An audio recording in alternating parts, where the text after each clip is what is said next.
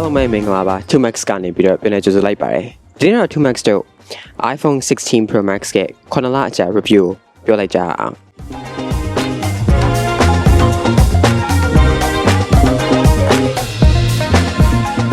ဒီနေ့မှာတော့ iPhone 16 Pro Max က9လအကြာ review ပြောချင်ပါတယ်အဲ့တော့9လအောင်ကြာသွားပြီဘာဖြစ်လို့ review ကိုအခုမှလုပ်လဲဆိုတော့2max တပတ်ကြာ review လုပ်တယ်ပြီးတော့6လကြာ review လုပ်ဖို့ကြာမြန်မာပြည်မှာသိတဲ့အတိုင်းပဲငလင်ဘေးကြာနေတော့ကြောင့်မလို့အဲ့ဒီအချိန်မှာ review video တင်ဖို့ဆိုလို့ရှိရင်ဒါမသိတော့တဲ့အချိန်ဖြစ်ပါတယ်အဲ့ဒါကြောင့်မလို့အခုဒီ9လအကြာ review လေးကိုလုပ်ပေးတာဖြစ်ပါတယ်9လအကြာဆိုတော့နောက်ထပ် iPhone ထွက်ဖို့ကလည်းတိတ်ပြီးတော့မကြံတော့ဘူးပေါ့နော်9လလောက်ပဲအချိန်ကြံมาတော့တယ်အခု9လပိုင်းရောက်ပြီဆိုတော့ဒါ4လလောက်ပဲအချိန်ကြံတော့တယ်ပေါ့နော်အဲ့တော့4လလောက်အချိန်အတွင်းမှာ 2max ရဲ့ပရိသတ်တွေဒီ iPhone 16 Pro Max ကိုဒါ17 series တွေကိုမဆောင်ချင်ဘူး16ကရောကောင်းလား16 Pro Max ကိုဝယ်ချင်တဲ့လူတွေပြီးလို့ရှိရင်အခုလက်ရှိသုံးနေတဲ့16 Pro Max သမားတွေရဲ့အမြင်နဲ့ရော 2max ရဲ့အမြင်နဲ့ရောကိုက်ညီရလားဆိုတော့ဒီဗီဒီယိုမှာအဓိကပြောပေးချင်တာဖြစ်ပါတယ်နောက်တစ်ခုဒီဗီဒီယိုမစခင်ပြောပေးချင်တာကြတော့disclaimer ပေါ့နော် disclaimer ဆိုတာတော့ဒီအခုဗီဒီယိုမှာပြောသွားတဲ့16 Pro Max နဲ့ပတ်သက်တဲ့ review အမြင်ကောင်းတာဆိုတာဒီကောင်းတဲ့ဆိုတဲ့အချက်တွေအကုန်လုံးပြောတဲ့အချိန်ခါမှာဒါ 2max ကတူတယောက်အမြင်ဖြစ်ပါတယ် personal အမြင်ဖြစ်ပါတယ်အဲ့ဒီအတွက်ကြောင့်မလို့ဒီ 2max ရဲ့ပိတ်သက်တွေနဲ့မကန့်ညီတာမျိုးရှိကောင်းရှိနိုင်လိမ့်မယ် 2max ကြိုက်တဲ့အရာတွေကို 2max ရဲ့ပိတ်သက်တွေကမကြိုက်တာမျိုးရှိတဲ့အမျိုးဖြစ်နိုင်ပါတယ်ဒါကလူတရားနဲ့တရားမတူဘူးဆိုတော့လေဒါပေမဲ့အတက်နိုင်ဆုံးရေဘူးအပြင်ခြုံငုံပြီးတော့အကုန်လုံးနဲ့ကိုက်ညီမဲ့ review ကိုစူးစမ်းပြီးတော့ 2max တေချာလေးပြောပြတော့မှာဖြစ်ပါတယ်ဒါလေးကိုအကျိုး disclaimer အနေနဲ့ကြိုပြီးတော့အသိပေးထားတာပါကဲဒါဆိုလို့ရှိရင် 2max ကို video စလိုက်ကြအောင်နော်အဲ့တော့ပထမအဦးဆုံးအနေနဲ့ဒီ review မှာစကျင်တာကတော့ display နဲ့ design ဖြစ်ပါတယ် design ကတော့သိတဲ့အတိုင်းပဲ iPhone ရဲ့မူရင်း design ဖြစ်တဲ့အတွက်ကြောင့်မလို့အရန်ကြီးတော့ပြောင်းလဲသွားမျိုးတော့မရှိဘူးပေါ့နော်16 Pro တွေ Pro Max တွေမှာထပ်ပြီးတိုးလာဆိုလို့ဒါ camera control button လေးအသစ်ပါလာတယ်ပြီးလို့ရှိရင်အရောင်ကတော့ desert titanium ဆိုပြီးတော့ကွဲထွက်နေအောင်လို့ Apple ကလုပ်ပေးထားတယ်ဒီလောက်ပါပဲကျန်တဲ့ຢာနဲ့ပတ်သက်ပြီးလို့ကတော့ iPhone ဒီ camera သုံးလုံးနဲ့ပုံစံ design ကဒါ iPhone 11နဲ့ကစပြီးတော့ 3cam ပုံစံ design ကအခုချိန်ထိတိတ်ပြီးတော့ပြောင်းမသွားဘူးကင်မရာတွေကပို့ပြီးတော့ကြီးလာမျိုးပဲရှိရယ်ပြီးလို့ရှိရင်15 Pro ကနေစပြီးတော့ 2max ဆို titanium စပြီးတော့သုံးတယ်အခု16မှာလည်း titanium ကို16 Pro တွေမှာလည်း titanium ကိုဆက်ပြီးတော့သုံးဆွဲလာတယ်ပေါ့နော်ဒီလောက်ပဲကွာဖြစ်ပါတယ်ကျန်တဲ့ရနဲ့ပတ်သက်ပြီးတော့ design အရင်အများကြီးပြောင်းတာမျိုးတော့ 2max မတွေ့ရဘူးဒါပေမဲ့လည်းအကုန်လုံးကဒီ iPhone ဆိုလို့ရှိရင်အနောက်ကနေကြည့်လိုက်လို့ရှိရင်ကင်မရာသုံးလုံးပါတဲ့ကို iPhone မှသိနေပြီဆိုတော့ဒါကတော့ signature ပုံစံမျိုးဖြစ်နေပါပြီအရှိပိုင်းကဆိုလို့ရှိရင်တော့ဒါ display ဘိုင်းမှာတော့နည်းနည်းလေးထူးခြားတာမျိုးရှိတယ်ဘာဖြစ်လို့လဲဆိုတော့အပားဆုံး bezel စီဖြစ်သွားတယ်အဲ့ဒီတော့ကြောင့်မို့လို့ display ကပို့ပြီးတော့ကြီးသွားတယ်တကယ်လည်းကြီးသွားပါတယ်ဘာဖြစ်လို့လဲဆိုတော့ iPhone 16 Pro မှာ 6.3 inch ဖြစ်သွားပြီးတော့16 Pro Max မှာကျတော့ 6.9 inch ဆိုပြီးဖြစ်သွားတယ် iPhone တွေထဲမှာအကြီးဆုံး display ဖြစ်သွားတာပေါ့နော်အဲ့လိုမျိုးကြီးသွားလို့တိတာလားဆိုတော့ပထမဦးဆုံးတစ်ပတ်လောက်မှာတော့တော်တော်လေးတိတာတယ်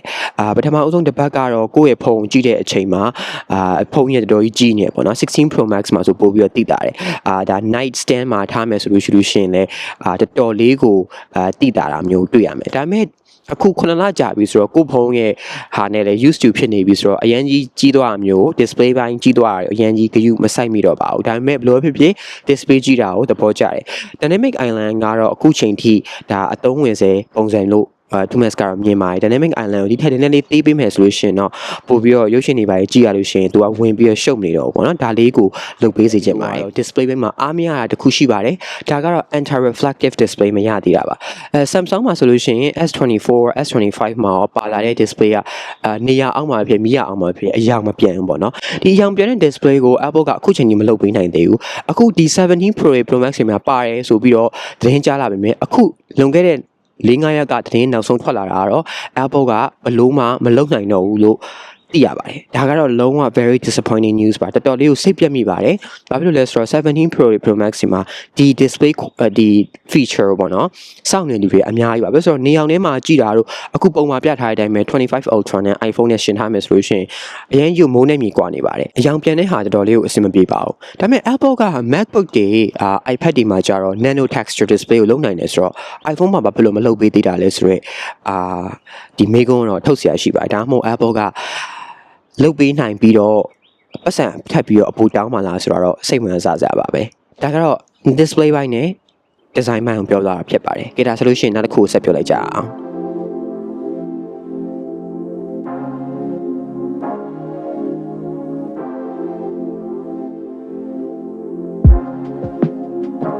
နောက်တစ်ခုကတော့ 2max တို့ performance နဲ့ gaming အကြောင်းပြောချင်ပါတယ်အဲ့တော့အားလုံးသိတဲ့အတိုင်းပဲ iPhone 16 Pro တွေ Pro Max တွေမှာကြတော့ A18 Pro chip ကိုသုံးထားတာဖြစ်ပါတယ်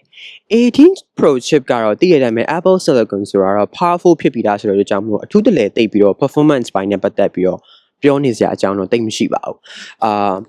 အရင်အားထပ်ပို့ပြီးတော့တစ်နှစ်ပို့ပြီးတော့မြင်လာတယ် efficiency ပို့ပြီးတော့ကောင်းလာတယ်ဒါကြောင့်ပဲ battery ပို့ပြီးတော့ခံတယ်ဖုန်းပူတာနဲ့ပတ်သက်ပြီးပြောရမယ်ဆိုလို့ရှိရင်တော့